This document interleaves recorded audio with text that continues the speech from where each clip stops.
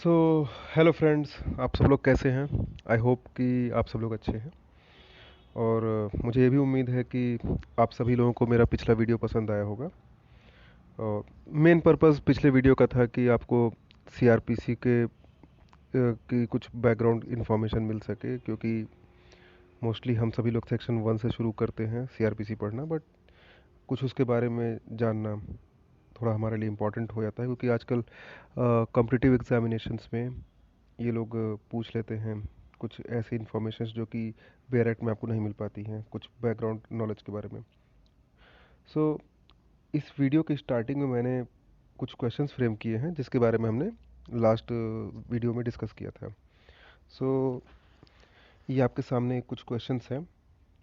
इसका आपको यहाँ पे आंसर देने की ज़रूरत नहीं है, बट आप सभी लोग इनका आंसर खुद ही जान लीजिए, खुद ही अपने पास नोट कर लीजिए, तो आई थिंक वो भी अच्छा रहेगा। ओके।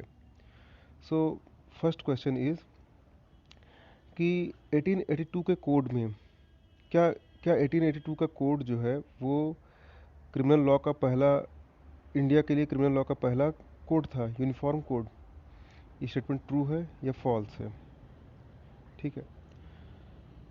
सेकंड क्वेश्चन है कि किस साल के अमेंडमेंट में 1898 का जो कोड था उसके किस साल के अमेंडमेंट को रेशियल डिस्क्रिमिनेशन एक्ट का नाम दिया गया था?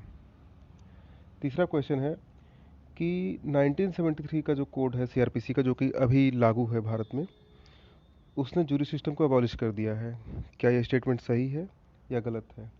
और लास्ट क्वेश्चन है कि सेक्शन 50A जो सीआरपीसी में ऐड किया गया था वो किस जजमेंट, किस केस की रूलिंग के इफेक्ट से ऐड किया गया था? मेरा मतलब है कि कौन सा ऐसा केस था जिसके जिसकी रूलिंग को इम्प्लीमेंट करने के लिए वो अमेंडमेंट लाया गया था, सेक्शन 50A ऐड किया गया था। तो ये चार सवाल हैं, इसके आंसर आप लोग खुद ढूंढिए।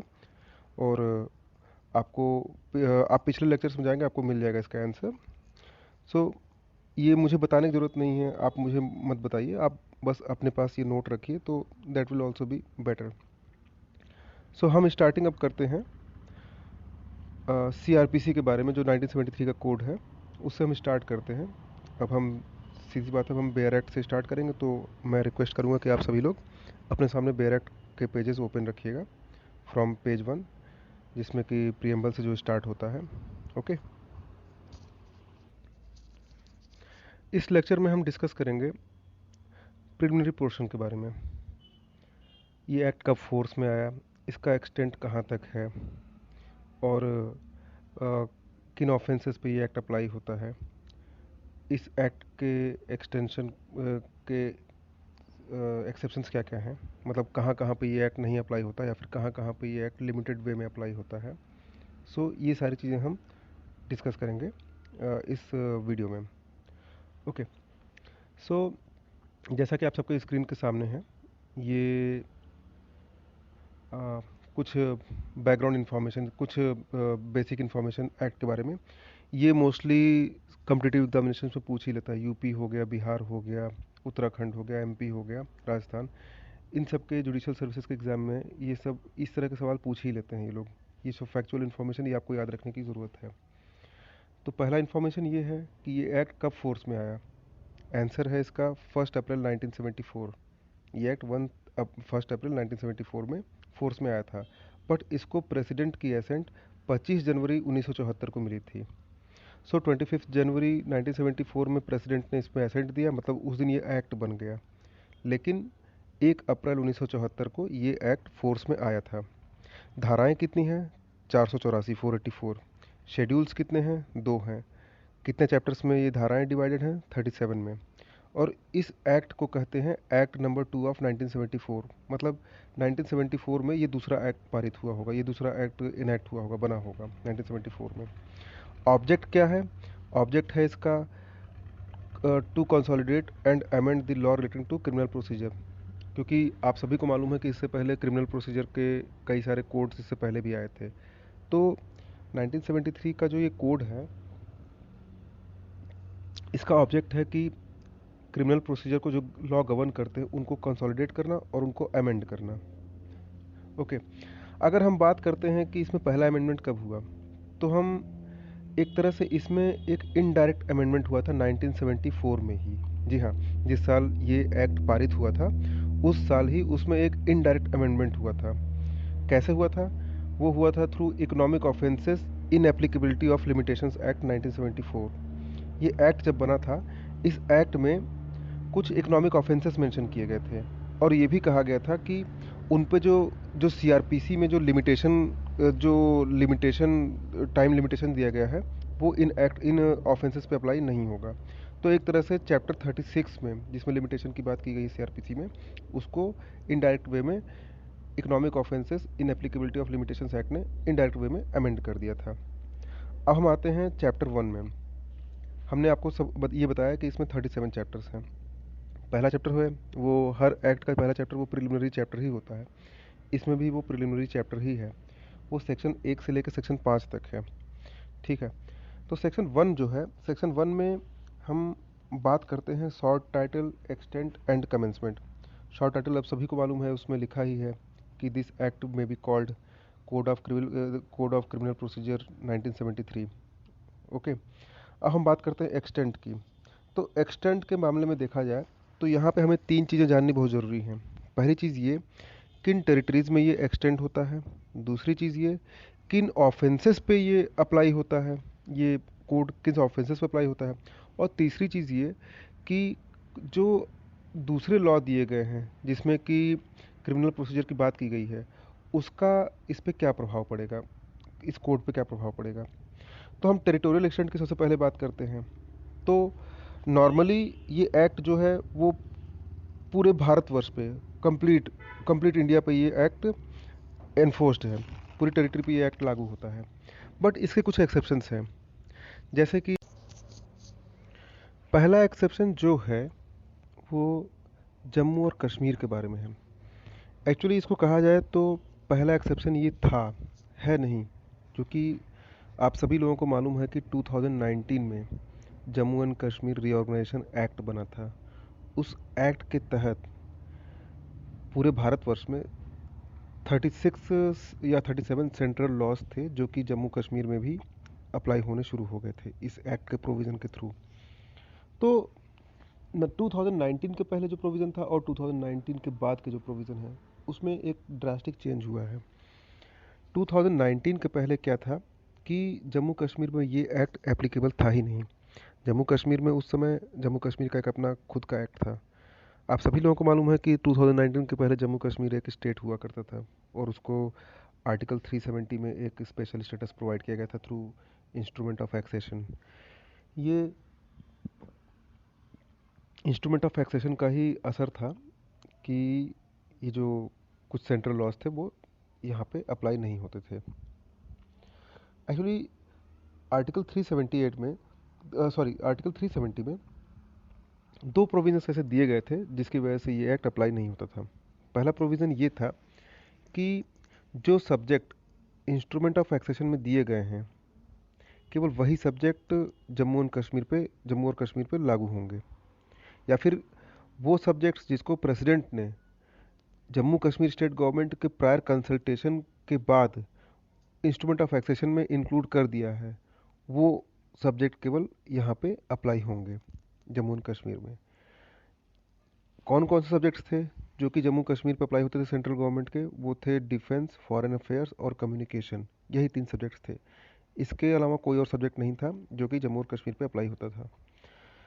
सेकंड प्रोविज़न ये कहता था कि जो यूनियन लिस्ट और कॉन्करेंट लिस्ट के सब्जेक्ट्स हैं जिस पे सेंट्रल गवर्नमेंट को पावर है लॉ बनाने का। आप सभी लोगों को मालूम है कि यूनियन लिस्ट में केवल पार्लियामेंट को पावर है लॉ बनाने का। कॉन्करेंट लिस्ट के सब्जेक्ट्स पे दोनों को पावर है, यूनियन को भी और स्टेट्स को भी। बट जहाँ ओवरराइडिंग इफेक्ट की बात आती है तो यूनियन का लॉ प्रिवेल करता है। तो 370 में एक प्रोविज़न बना दिया गया था, 370 का ही एक प्रोविज़न था। उसमें ये कर दिया गया था कि यूनियन और कॉन्करेंट लिस्ट के जो सब्जेक्ट्स हैं वो तभी जम्मू कश्मीर पर लागू होंगे जबकि प्रेसिडेंट, इंडिया का president Jammu Kashmir state government के प्रायर कंसेंट से एक ऑर्डर के थ्रू उन सब्जेक्ट्स को नोटिफाई करे। मतलब पहले प्रेसिडेंट को बात करनी होगी स्टेट गवर्नमेंट से, जम्मू कश्मीर से। वो अगर हाँ कहता है तो प्रेसिडेंट नोटिफाई करेगा थ्रू ऑर्डर कि यूनियन लिस्ट या फिर कॉन्करेंट लिस्ट के ये सब्जेक्ट्स हैं जो जो जम्मू कश्मीर पे लागू होंगे। तो 1954 में इसी के तहत, इसी प्रोविज़न के तहत 1954 में प्रेसिडेंशियल ऑर्डर पास किया गया था, लेकिन उसमें सीआरपीसी का नाम नहीं था। मतलब और भी लॉज हो सकते हैं जिनको अप्लाई किया गया होगा through that presidential order, but it did not contain CrPC. अब हम आते हैं 2019 के बाद का क्या प्रोविज़न है। 2019 का जो एक्ट दिया है उसमें सेक्शन 95 है। ये हो सकता है कि ये प्रीलिम्स के लिए एक इम्पॉर्टेंट फैक्ट है कि कौन सा सेक्शन है जो कि सेंट्रल गवर्नमेंट के लॉज को जम्मू कश्मीर में इम्प्लीमेंट करता है। पहली बात तो अब वो जम्मू कश्मीर रहा नहीं, अब वो जम्मू और लद्दाख यूनियन टेरिटरी हो गए हैं। ठीक है।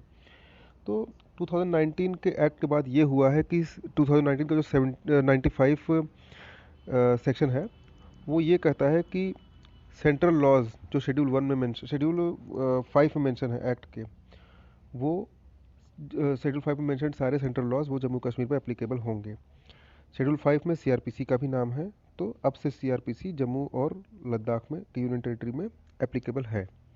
ये था हमारा पहला एक्सेप्शन, अब जो कि एक्सेप्शन नहीं रहा ऑब्वियसली। सो सेकंड एक्सेप्शन क्या हुआ करता था, that was about state of Nagaland. उसमें ये था कि नागालैंड में सारे प्रोविजंस अप्लाई नहीं होते थे ये सीआरपीसी के। ओनली चैप्टर 8, चैप्टर 10 और चैप्टर 11 सीआरपीसी के ये अप्लाई हुआ करते थे। इसके अलावा कोई भी चैप्टर्स सीआरपीसी के यहाँ पे अप्लाई नहीं होते थे। चैप्टर 8 कहता है security for keeping peace and good behaviour. आप लोग आगे पढ़ेंगे कि कुछ ऐसी परिस्थितियाँ होती हैं जिसमें कि एग्जीक्यूटिव मजिस्ट्रेट या फिर जुडिशियल मजिस्ट्रेट ऑर्डर करता है सिक्योरिटी फर्निश करने के लिए किसी संदिग्ध व्यक्ति से। चैप्टर 10 है about maintenance of public order and tranquillity, ये भी आप लोग आगे पढ़ेंगे। एंड चैप्टर 11 है कि preventive action of the police, ये क्या क्या है।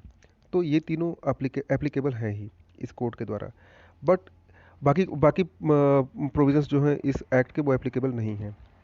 लेकिन सीआरपीसी में ये भी दे दिया है सेक्शन 1 में, ये सेक्शन 1 का क्लॉज 2 है। इसमें ये भी दे दिया है कि स्टेट गवर्नमेंट ऑफ नागालैंड अगर चाहे तो एक नोटिफिकेशन के थ्रू ये निकाल सकता है, ये मेंशन कर सकता है कि आज से ये आज से कोड के ये धारा या फिर पूरा कोड नागालैंड की टेरिटरी पे या फिर नागालैंड के कुछ हिस्सों पे जैसा भी उचित समझे वो अप्लाई होंगे, ऐसा उसको पावर दी गई है इस कोड में। अच्छा, इसके पीछे एक और रीज़न है, वो है आर्टिकल 371 ए। आर्टिकल 371 ए में नागालैंड को एक स्पेशल स्टेटस दिया गया है। और हम सभी लोगों को ये चीज़ जानना होगा कि नागा नागा कम्युनिटी जो है, जो नागालैंड में है, उनके जो सिविल और क्रिमिनल मैटर्स होते हैं वो नागा कस्टमरी लॉज के थ्रू गवर्न होते हैं, इसलिए वहाँ पे सीआरपीसी या सीपीसी अप्लाई नहीं होता है।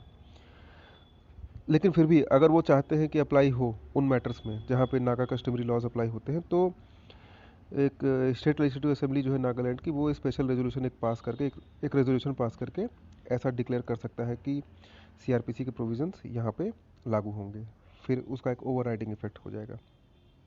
यही प्रोविज़न ट्राइबल एरियाज़ के बारे में भी है कि ट्राइबल एरियाज़ में भी यही चैप्टर 8, 10 और 11 अप्लाई होते हैं।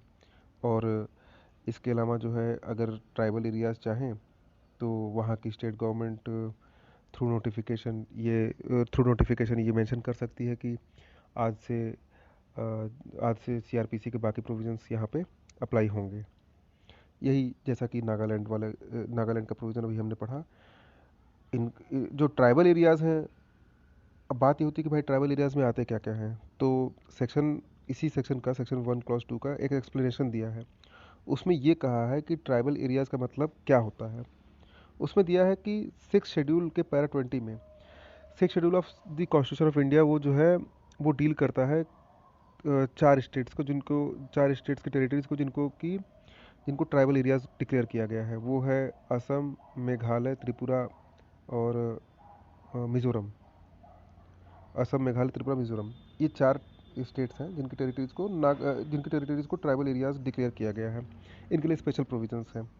सो ये कहा गया है कि 21 जनवरी 1972 के जस्ट पहले, मतलब 21 जनवरी 1972 के पहले पहले जिन टेरिटरीज़ को सिक्स शेड्यूल, वही जो मैंने अभी आपको बताया रिगार्डिंग असम, मेघालय, त्रिपुरा, मिजोरम, जिन टेरिटरीज़ को सिक्स शेड्यूल में इंक्लूड कर लिया गया है in the tribal areas of Assam, Assam के जो ट्राइबल एरियाज वहाँ पे इंक्लूड कर लिया गया है, तो उनको हम ट्राइबल एरिया कहेंगे। उनके अलावा किसी भी एरियाज को ट्राइबल एरिया नहीं माना जाएगा।